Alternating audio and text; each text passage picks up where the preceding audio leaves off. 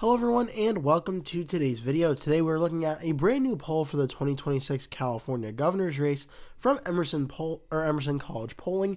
Now, this is the first poll to come out after Eric Swalwell has left the race, and it shows where things currently stand since that very significant revelation has happened.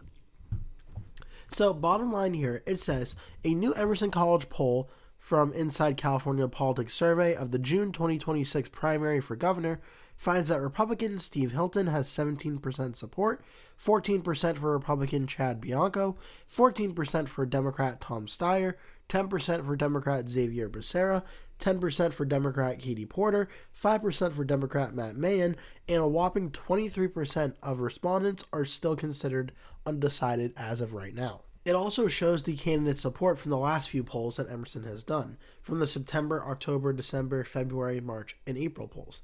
In the last poll, Steve Hilton was at 13%, now he's back up to 17%. Chad Bianco, who was at 11% in the last poll, is now up to 14%. Tom Steyer, who was at 11% in the prior poll, is now up to 14%. Katie Porter has gone up from 8% up to 10%. Xavier Beccera seeing the biggest gain so far, going from 3% in the last poll all the way up to 10%. Mahan also going up 2% from 3 to 5. Now, a quote from the pollster says that in the first Emerson poll since Eric Swalwell's departure from the race for governor, Democrats now split their vote between Tom Steyer at 20%, Xavier Beccera at 19%, and Katie Porter at 15%, with Beccera gaining roughly 15 points among Democrats without Swalwell on the ballot, Spencer Kimball, the executive director of Emerson College Polling, said.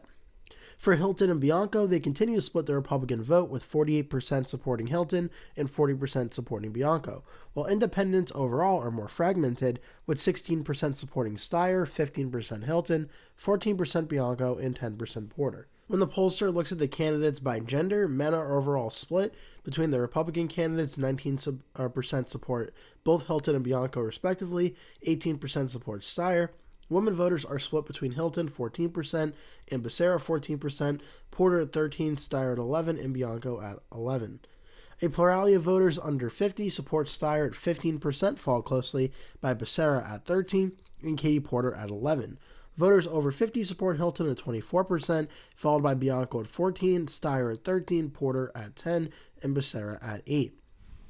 In terms of the issues, the economy is the top issue overall for California voters at 41%, followed by housing affordability at 20%, threats to democracy at 10%, crime at 6%, immigration at 6%, and healthcare at 6% as well. It shows here the chart of the trends of these over time. The economy, which was 37 in the last poll, is up to 41 now, whereas housing affordability, which was at 22 in March and back in October and December 26-25, has now fallen to 20. Still in second place, but has gone down a little bit, it seems, as the economy has gone up. As for the methodology of this poll, this is the Emerson College Polling California survey conducted between April 14th and 15th, a sample of roughly 1,000 primary voters with a margin of error of plus or minus 3%.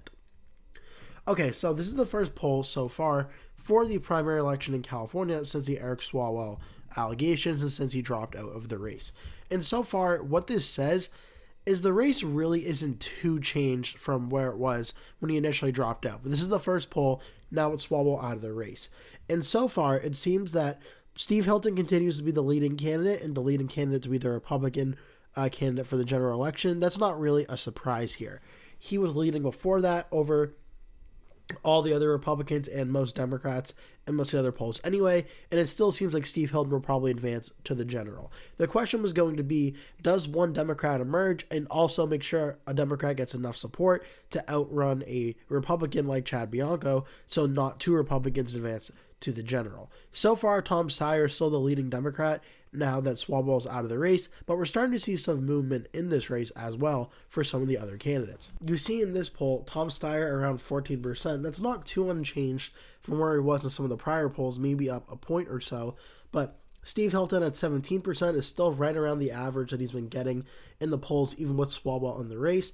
Chad Bianco at 14 is about 2 points higher than what his average has been across the most recent polls. Now, you're looking at some of these other candidates as well. Katie Porter in the averages was right around 9.8%. Eric Swalwell was polling roughly 13%, though. And this is important to note. Now, Steyer's at 14, Porter's at 10, Mahan's 5, Beccera's at 10. And we also have Villargosa at 3, Betty Yee at 1, Tony Thurmond at 1. Still 23% of primary voters are undecided. That's the key number here, because obviously there are several candidates running, so no candidate's probably going to get to like 40% of the vote or anything, or probably not even like 30% of the vote.